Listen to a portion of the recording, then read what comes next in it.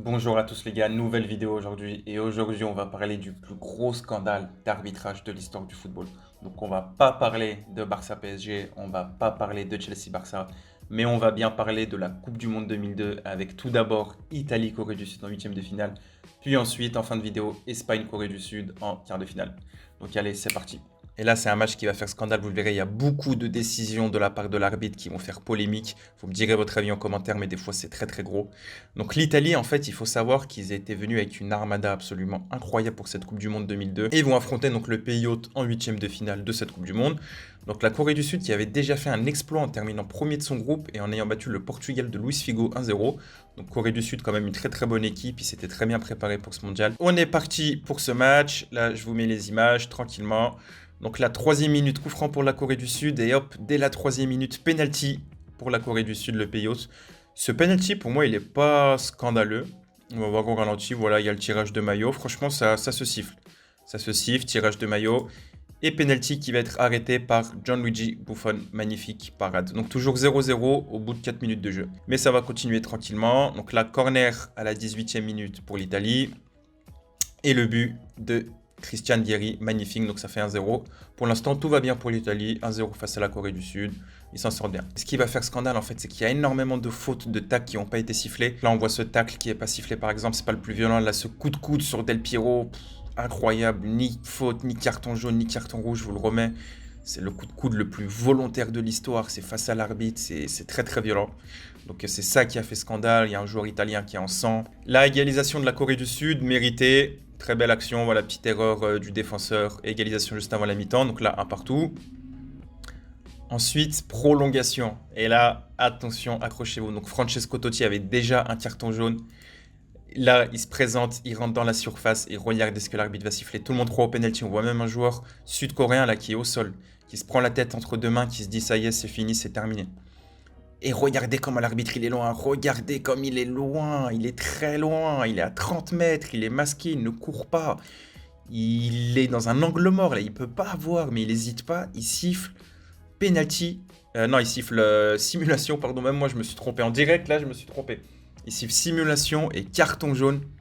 Et donc deuxième carton jaune, carton rouge pour Francesco Totti, c'est juste incroyable, on voit ça au ralenti.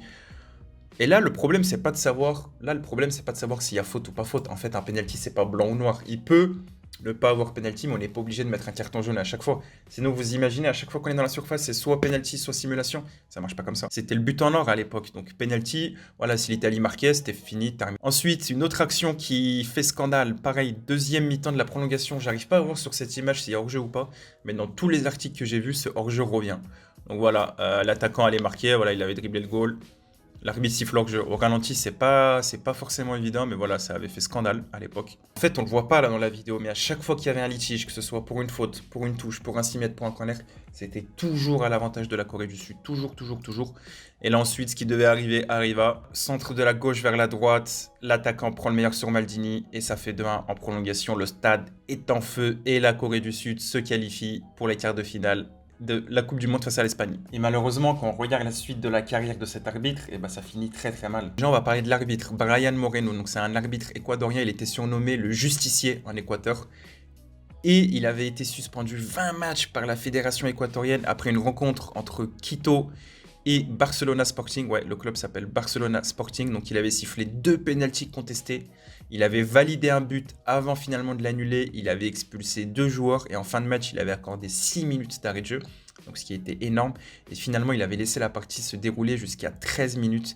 Et c'est l'équipe de Quito donc, qui a marqué 2 buts dans le temps réglementaire pour finalement s'imposer 4-3. Et là, en fait, où c'est incroyable, c'est que cet arbitre Byron Moreno, il était candidat au poste de conseiller municipal de la ville de Quito. Donc le club qu'il a arbitré et le club à qui il a donné 2 pénaltys et 13 minutes. Au final, il a été suspendu donc, par sa fédération pour 20 matchs, mais c'est pas fini cet arbitre. On l'a encore vu en 2010 à l'aéroport de New York où il a été arrêté avec 6 kilos d'héroïne et il a pris 2 ans et demi de prison. Ensuite, on arrive au quart de finale et ce qui était marrant, c'est qu'après l'élimination de l'Italie, toute la presse espagnole se moquait un peu de l'Italie. Ouais, vous trouvez des excuses, vous êtes fait éliminer normalement par la Corée du Sud, vous êtes nul, l'Espagne va montrer, l'Espagne va vous venger, etc., etc. Et on arrive à ce fameux quart de finale face à la Corée du Sud, donc là qui a fait un petit peu moins polémique. Peut-être parce que la presse italienne est un peu plus explosive que la presse espagnole, mais pourtant les erreurs sont tout aussi incroyables sur ce match, vous allez le voir. Donc là, ça a été arbitré par l'arbitre égyptien Gamal Gandour, qui lui a mis un terme après cette polémique et juste après la Coupe du Monde 2002. Voilà, je vous laisse juger. Et c'est parti, on va voir ensemble donc ce match. Et attention, accrochez-vous. Donc là, première faute, c'est pas sifflé. En fait, c'est peut-être plus handicapant pour ton équipe d'avoir une succession de petites fautes qui est pas sifflée, une succession de petits hors-jeux, de petits corners, plutôt qu'une grosse erreur. Vous me direz, une grosse erreur, on va plus en parler. Mais ces petites fautes là, ces petites erreurs, elles te coûtent tellement de buts en fin de match en fait. Et là ensuite, coup franc pour l'Espagne. Attention, donc on joue le début de match, c'est là, j'ai pas le chrono sous les yeux, mais on va dire que c'est la 20e. Très bien tiré, hop, but, mais l'arbitre refuse le but. Bon, il y a un tirage de maillot, certes il y est, ça me choque pas, mais si on siffle là, on siffle à chaque fois quoi. Et comme je vous disais, là, c'est tous ces petits trucs, là. Il doit y avoir corner pour l'Espagne, mais on donne un 6 mètres. Je vous remets le ralenti. Toutes ces petites choses, en fait, qui ont fait polémique et qui ont fait, vous le verrez, à l'usure, à l'usure, à l'usure. On continue dans le match qui va faire que la Corée va se qualifier. Donc la nouvelle action pour l'Espagne, débordement de Joaquin, il est poussé en sortie de but, l'arbitre ne siffle pas, bon pas de souci. Il y aura un deuxième débordement de Joaquin, je vous le mets maintenant, lui par contre il va faire scandale. Donc là pareil, même position à peu près, Joaquin son côté droit, il va déborder, cette fois-ci il va prendre le dessus sur son vis-à-vis, hop il centre, but, tout le monde 3 à l'ouverture du score de Morientes. Et en plus il faut savoir que c'était, si je dis pas de bêtises, le but en or. Et là, l'arbitre siffle. Bon, le gardien s'arrête un petit peu. On ne sait pas si le gardien l'aurait arrêté ou pas. Et vous me demandez ce que l'arbitre a sifflé. Bah, regardez ce que l'arbitre a sifflé. Il pense que le ballon est sorti. Et le ballon, en fait, ne touche même pas la ligne. Il y a 1,50 m encore. Il faut que le ballon sorte complètement de l'autre côté. Mais là, en fait, il ne sort même pas du côté opposé. Il touche même pas la première ligne. Donc, c'est incroyable. C'est vraiment incroyable. Séance de tir au but. Donc là, vous allez me dire, c'est de la loterie, etc. etc. Bon, que le meilleur gagne. Mais non, regardez. Donc là, tous les joueurs espagnols et sud-coréens marquent leur but. Et ensuite, c'est ce bon vieux Joaquin qui va tirer. Parade du gardien. À l'époque, avec la VAR, le penalty aurait très justement, je pense, été retiré. Mais là, il y a quand même 7 arbitres assistants. Donc c'est lui, c'est l'arbitre assistant qui avait déjà levé son drapeau. Il est aligné à la ligne. Le gardien sud-coréen est peut-être 1 m devant sa ligne. Et il va l'arrêter et il va envoyer la Corée du Sud en demi-finale de la Coupe du Monde. On avait reproché à la FIFA de mettre 2 arbitres un peu amateurs, on va dire. C'était pas les plus grands arbitres FIFA à l'époque. Donc voilà, l'arbitre équadorien pour ce 8e de finale et l'arbitre égyptien pour ce quart de finale, c'était des arbitres qui avaient aucune référence internationale. On les a mis sur ce match. Et en fait, le désignateur de la FIFA, il y a eu une enquête sur lui après. Et il a été condamné parce qu'il avait détourné près de 70 millions d'euros qui appartenaient à la FIFA. Donc voilà, ça montre un petit peu le personnage. Pourquoi il a placé ces arbitres-là, on ne le sait jamais. Mais c'est important de savoir, les gars, qu'à aucun moment dans cette vidéo, je critique la Corée du Sud, son parcours, son niveau. Elle a fait une très bonne Coupe du Monde, elle a mérité sa place là où elle était.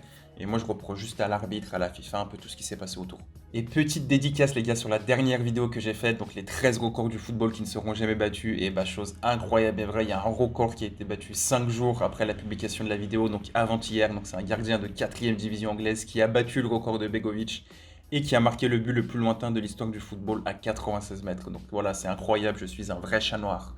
C'est incroyable, mais je vous promets que les 12 autres records de la vidéo, ils seront pas battus de sitôt, je vous le promets. Donc allez checker la vidéo. Et désolé à Begovic de devoir porter la poisse. Allez, merci les gars, ciao.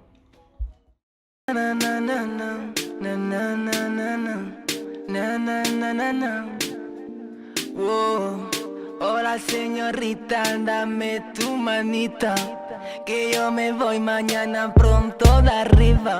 Dámelo, siempre estoy.